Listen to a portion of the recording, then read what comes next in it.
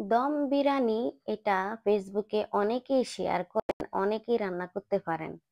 তাই আমি বলছি সবাই পারেন তার মানে এরকম না যে সবার হাতের রেসিপি একই রকম স্বাদ।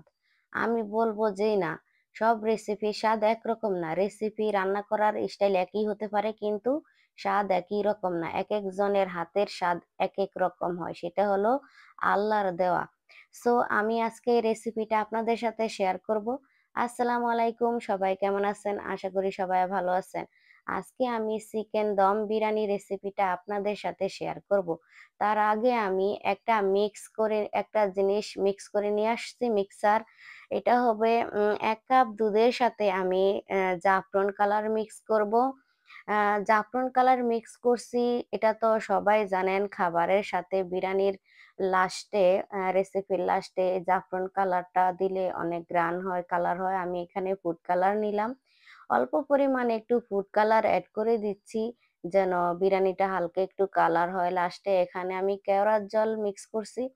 কেওড়ার জল মিক্স করা হচ্ছে ঝরঝরে হওয়ার জন্য, আর হলো রোজ ওয়াটার ইউজ করতে হয় গ্রানের জন্য। আর এখানে আমি ঘি ইউজ করব। ঘিটা হলো এই দেশে যে ঘি পাই সবাই বলে এই ঘিটা অনেক ভালো, এইটাই আমরা পছন্দ করি। তাই আমি এখন পরিমাণ মতো দুই দুই চামচ আমি ঘি মিক্স করে নিচ্ছি। সো এটাকে আমি মিক্স করা হয়ে গেলে ভালোভাবে ব্লেন্ড করে মিক্স করে আমি এটা সরিয়ে রেখে দিব। আমার যখন বিরিয়ানি হয়ে যাবে তারপর আমি এই মিক্সারটা ইউজ করব। কালারটা কেমন হয়েছে আপনারা জানাবেন। অনেকদিন আগে একটা পিকচার আমি দিয়েছিলাম, সবাই আমাকে জিজ্ঞেস করছেন কি কালার, সো এখন দেখে নেন। এখন আমি আমার বিরিয়ানি রেসিপিটা স্টার্ট করে দিলাম। তেলের ভিতরে পেঁয়াজ আর হলো গিয়া লং এলাচি, দারচিনি যা দিতে হয়, অল্প কয়েকটা জিরাও দিয়ে দিছি। আমি এখন ঘি অ্যাড করে নিচ্ছি, পেঁয়াজটাকে তেলে তারপরে হালকা ব্রাউন কালার করে নিব। আর আমি আগেই পেঁয়াজ বেরেস্তা করে রেখেছিলাম, আর হলো চিকেন গুলাকে আগেই মেরিনেট করে রাখা হয়েছিল। এখন আমি এখানে লবণ এড করে তারপরে আমি ফ্রাই করে নিচ্ছি। এখন আমি মেরিনেট করা সেই চিকেন গুলা এড করে দিয়ে এখন আমি নেড়ে নিচ্ছি। দম বিরিয়ানির চিকেন হোক আর বিফ হোক, যেটাই হোক, মিট হোক, আগেই মেরিনেট করে রেখে দিতে হয় ০.৫ ঘন্টা বা ১ ঘন্টার জন্য, তাহলে মশলা ভিতরে ঢুকে।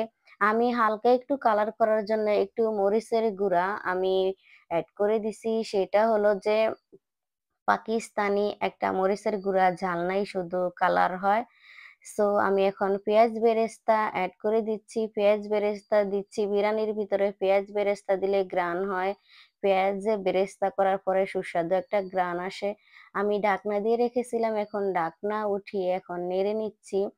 আমি অল্প আছে মাংসটাকে রান্না করে নিব। রান্না করা মানেই তো হলো যে পুরো হওয়া মাংস হতে পারবে না। মাংস ফুল আমি রান্না করে নিব না, জাস্ট ২ বার কষিয়ে নেব। তারপরে আমি এই মাংসটাকে অন্য একটা হাঁড়িতে নিয়ে তারপরে আমাকে রাইসও কুক করতে হবে। এখানে ধনিয়া পাতা এড করা হয়েছে। তারপর হলো পুদিনা পাতা।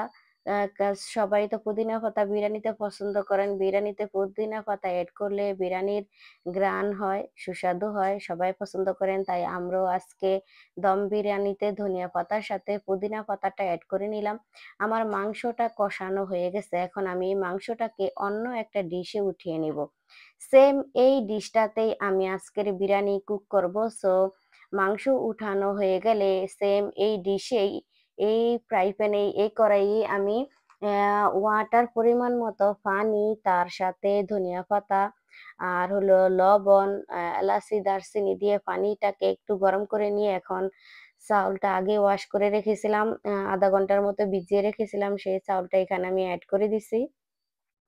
যখন আমার চাউলটা বয়লিং হয়ে আসবে তখন আমি এই মাংসের সাথে, মাংসের উপরে আমি বসিয়ে দিব। আমি একটা লেয়ার দিব ২-৩ বার করে, অল্প অল্প করে। আগে মাংস পাতিলে হাঁড়িতে বসিয়েছিলাম, তারপরে উপরে দিয়ে রাইস দিছি। এখন আবারও মাংস দিয়ে লেয়ার দেওয়া হয়েছে। এখন আমি ফুল রাইসটা আমি এড করে দিচ্ছি। লেয়ার দিলে কি হয় যে একসাথে অনেক রাইস থাকে না, আবার নিচে একদম মাংস পড়ে থাকে।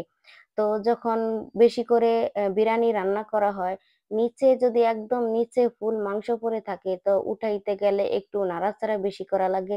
তাই আমি লেয়ার দিছি যেন আমার বেশি কষ্ট না হয়, রেসিপিটা যেন সুন্দর হয়, খেতে যেন অনেক মজা হয়।